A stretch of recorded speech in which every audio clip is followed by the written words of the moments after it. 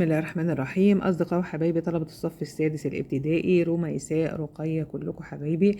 النهاردة هناخد أول درس في المنهج الجديد، معلومات عامة، وأي سؤال هيجيلكوا فيه هتحلوه على طول إن شاء الله، لأنه معلومات عامة كده. تكريم الله سبحانه وتعالى للإنسان. الله سبحانه وتعالى خلق الإنسان في أحسن صورة.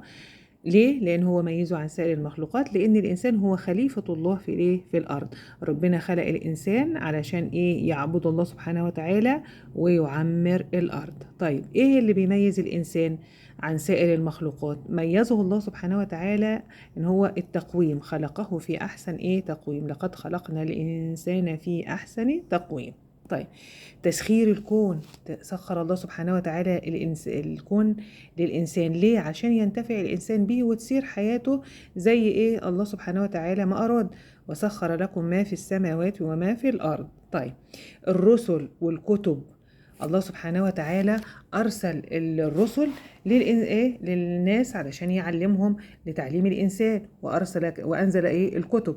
طيب خلق الله سبحانه وتعالى وأودع في الإنسان العقل علشان إيه؟ يديله القدرة على التفكير والإبداع والابتكار. شوفوا يعني لما يقولك لماذا ميز الله الإنسان بالعقل؟ لإيه؟ ليعطيه القدرة على التفكير والإبداع والابتكار. الجسد، ربنا أعطى الإنسان الجسد ده ليه؟ علشان يعين الإنسان على الإيه؟ العبادة ومساعدة المحتاج. طيب القلب، أوضع الله سبحانه وتعالى فيه المشاعر، الحب، عشان الإنسان يستطيع أن هو يتعامل مع الآخرين معاملة حسنة، ويبقى فيه عنده رأفة ورحمة بالحيوان وبالإنسان. طيب المسؤولية هي القدرة على الإنجاز وإعمار الأرض. المسؤولية دي هي اللي أعطت الإنسان إن هو بيقدر إن هو ينجز ويعمر الأرض التي جعلها الله سبحانه وتعالى الإنسان خليفة لله سبحانه وتعالى في الأرض. طيب صفات الإنسان دي، بص لنفسك. عندك رغبة في الابتكار، في الإبداع، عندك فضول، عايز تتعلم، عايز تعمل علاقات اجتماعية، عايز تساعد الناس، تحب الخير، التعلم من الأخطاء. ليه نتعلم من الخطأ؟ لأن الرسول عليه الصلاة والسلام قال لنا كل ابن آدم خطاء وخير الخطائين التوابون.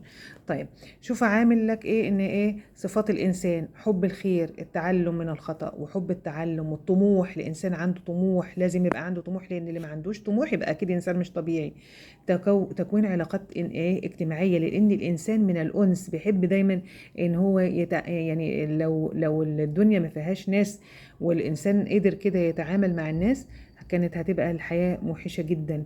الوحدة، سبحان الله، الإنسان من الأنس بيحب يعمل علاقات مع الآخرين، ويحب إن هو الانتماء للأسرة والأصدقاء والوطن. دور الإنسان في الأرض. وإذ قال ربك للملائكة إني جاعل في الأرض خليفة. الله خليفة. طب يعني إيه خليفة في الأرض؟ أن يكون الإنسان مسؤولا ومكلفا بعبادة الله وإعمار الأرض وإصلاحها بعون من الله. فقد ميزه الله على جميع المخلوقات بهذه المهام، وسخر له الأرض للقيام بها. يبقى خليفة في الأرض هو مسؤول ومكلف من الله سبحانه وتعالى بعبادة الله وبإعمار الأرض. يبقى خليفة يعني أن يكون الإنسان مسؤول ومكلف بعبادة الله وعمارة الأرض وإصلاحها بعون من الله. لذلك ميزه الله سبحانه وتعالى على جميع المخلوقات. هنحل بقى بعض الأسئلة، صح ولا غلط؟ سخر الله تعالى كل ما في الكون لنفع الإنسان وتيسير حياته، صح. مشاعر الحب والمودة تجعلنا نتعامل مع الآخرين معاملة سيئة؟ لا طبعا، معاملة حسنة. خلق الله الإنسان في أحسن تقويم، صح. من النعمة الربانية على جميع مخلوقات الله تعالى نعمة العقل والتفكير؟ لا طبعا، مش على جميع المخلوقات، على الإنسان فقط. طيب المقصود من وجود الإنسان على الأرض هو العمل لكسب المال؟ لا طبعا، هو عبادة الله وإعمار الأرض. الطموح والرغبة في الابتكار مما يميز الإنسان؟ طبعا صح. ولما يجي طبعا يقول لي أكمل الآية: وإذ قال ربك للملائكة إني جاعل في الأرض خليفة. المقصود بالخليفة يعني مختلف، مسؤول، مالك، مسؤول، وان هو لعبادة الله سبحانه وتعالى وإعمار الأرض.